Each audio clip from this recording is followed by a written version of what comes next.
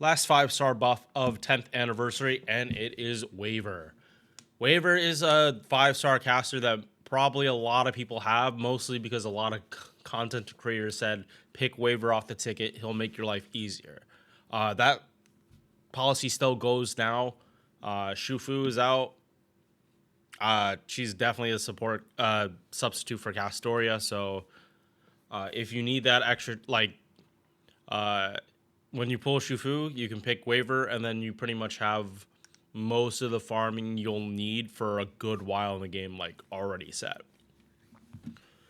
But they reworked his skills once, and then they buffed his MP a long time ago. Waver has not gotten any love in many, many years. The most love he gets is from the free tickets. Let's be honest. This man gets tortured enough by Reigns. He needed a break. So this buff was showing the relationship he has with Reigns, the similarities he has with that character.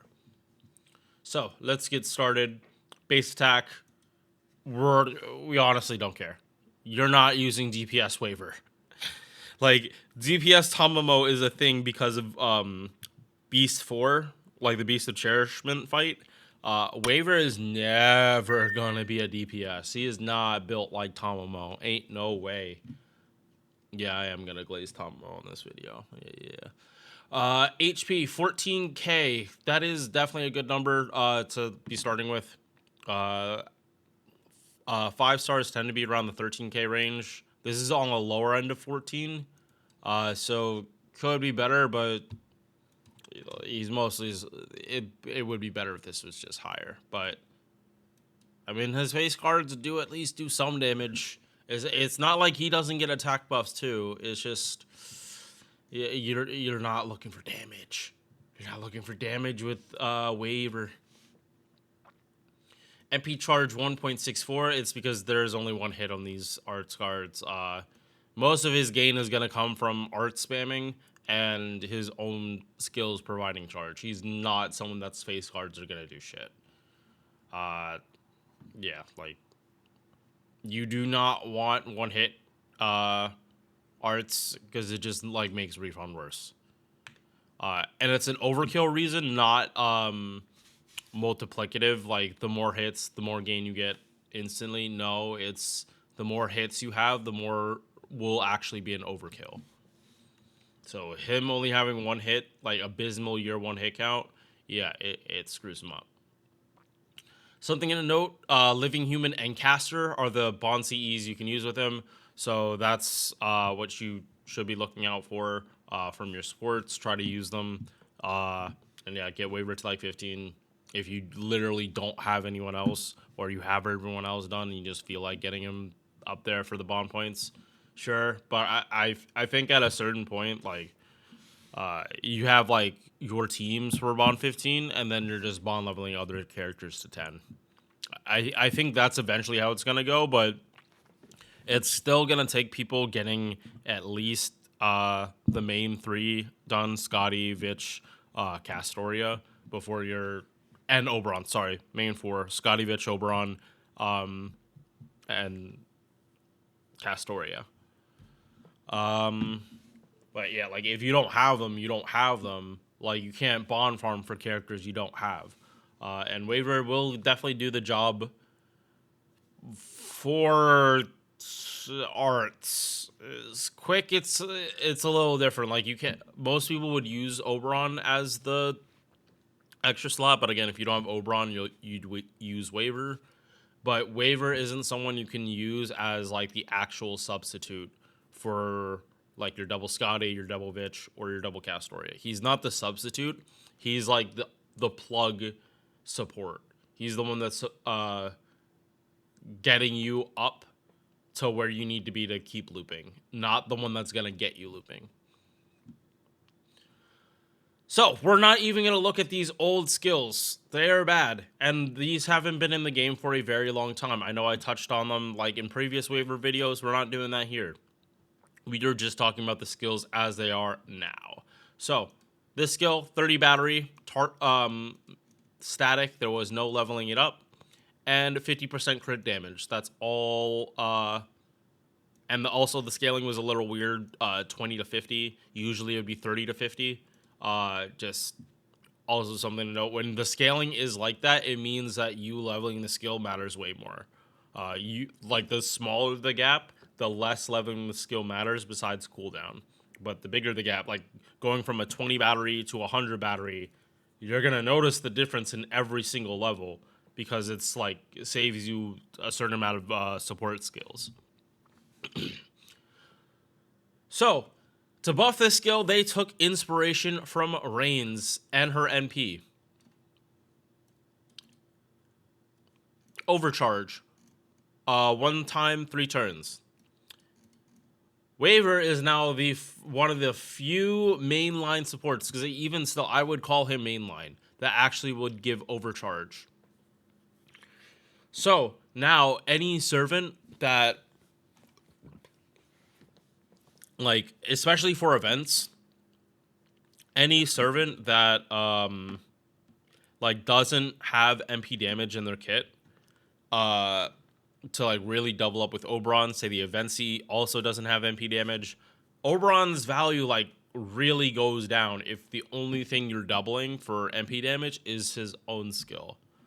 And then flip it to Waver, there are a lot of characters that in that situation where increasing their overcharge, say for super effective, would be a bigger increase in damage than worrying about Oberon doubling the MP damage. And especially talking about that, like Waver's MP damage buff that he got is the exact same value as Oberon's.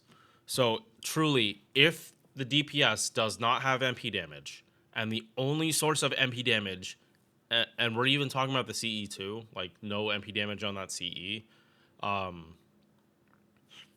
like if the super effective is going to increase the damage more, Waver actually would be a higher damaging option than Oberon. But again, his third skill has a Buster buff on it. It's much less, like you wouldn't be using Waver and Buster farming in the first place. So this is much more a, if you're doing something other than Buster, Waver has potential to help you out damage them with Oberon. But that's always going to be potential. For me, it's always going to depend on the super, on if it's super effective or not. If it's not, Waver probably isn't going to increase the damage, but super effective damage is something that is farther outside the formula than something like MP damage stacking, which goes with crit damage, and yeah. Oh yeah, also, MP damage and crit damage are in the same place in the formula, but they're never able to interact with each other. So I do think putting the MP damage on the crit damage skill makes sense, because it doesn't technically make the skill that much powerful in the previous use case. It just gives the skill a new use case. So, yeah, slight update for Waver, but one that is like greatly appreciated. Because if you were not doing crits in your farming, Waver is only buffed to damage. Was the third skill. Thought it was the second. It's the third skill. But second skill, 30% defense for 3 turns, 500 damage cut for 3 turns, and a 10 battery. I really think they can just if they buff this, they bump this up to like 10 and, I don't know, give a star bomb. And then like this skill would be like perfectly fine for Waver if they want to buff him again. Third skill, this is where all the damage came from if you were using Waver as a support. It's not nothing though. 30% attack is not nothing. Castoria is only 20 on the skill. Her MP is 30. But honestly, it's way easier to pop Castoria's MP than Waver's. Yeah, no, it is way easier, because Castoria's battery is AoE 30. Waver only has AoE 20. But this party damage 500. Yeah, no, it's debatable which skill probably people would want more buff more. I'm saying this one because this effect does jack shit. This mattered in year 1. It matters when special damage resist is up and like people can't take damage from something. But A, DOT can get through that. B, if the enemy is gonna have that the entire fight and you're building your whole team off this, just use Anger Mainu and somehow it would actually be less of a headache. But yeah, Waver has always been solid. It's just that other characters were doing more modern stuff. Like MP damage was a lot more rare in year 1, and it was always 1 turn. So he would have never gotten this back in the day, but this is just more also overcharge. Overcharge buffs did not exist. I'm like 90% sure like overcharge really didn't exist. Like the only way you were hitting 500 is the character was MP5 and it was at the end of a chain. I don't want to like completely like lock in that it happened after I started playing FGO, but it feels like overcharge as a concept came out after I started playing JP FGO in year 6. Happy if someone corrects me if I'm wrong on that. But yeah, that's up here. Passives, 10% arts, 8% debuff. This is for his MP. In the skills, there were no debuffs. This is specifically for his MP. And pen skills, this if you happen to use him with Tommo. This just for being a support. And pick whatever you want after if you've gotten a lot of copies of Waver. MP used to be this. But now it's this. It's been like this for a very, very, very long time. Yeah, no, he's had this MP buff. I'm pretty sure even when I joined on NA, like he had this a long time ago. So guaranteed drain, puts a curse on the enemies, guaranteed defense down, and a chance to stun. When I started playing on FGO, I was really appreciative of this because Jacques de Malay had it. I use Waver with Jacques de Malay because of the curse and the defense down. Do I still do that shit now? Abso-fucking-lutely not. I haven't used Jacques to farm 333 in actual years because why would I use my 120 or almost 120 Jacques de Malay to farm XP anymore? I did that when I was a noob. It's been 4 years since then. Damn, I'm getting old.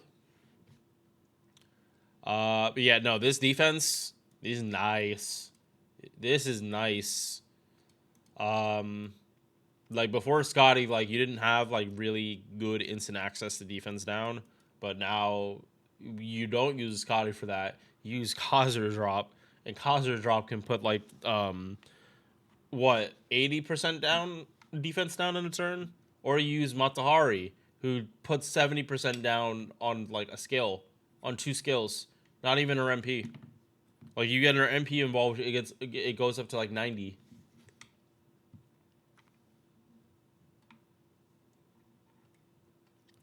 Bond CE, Buster up while he's on the field. See, Jeanne d'Arc has this as her Bond CE, but it doesn't make sense on her.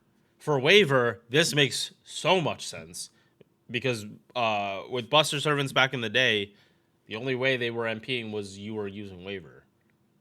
So him having this Bond CE just makes sense. Also, it's Skandar.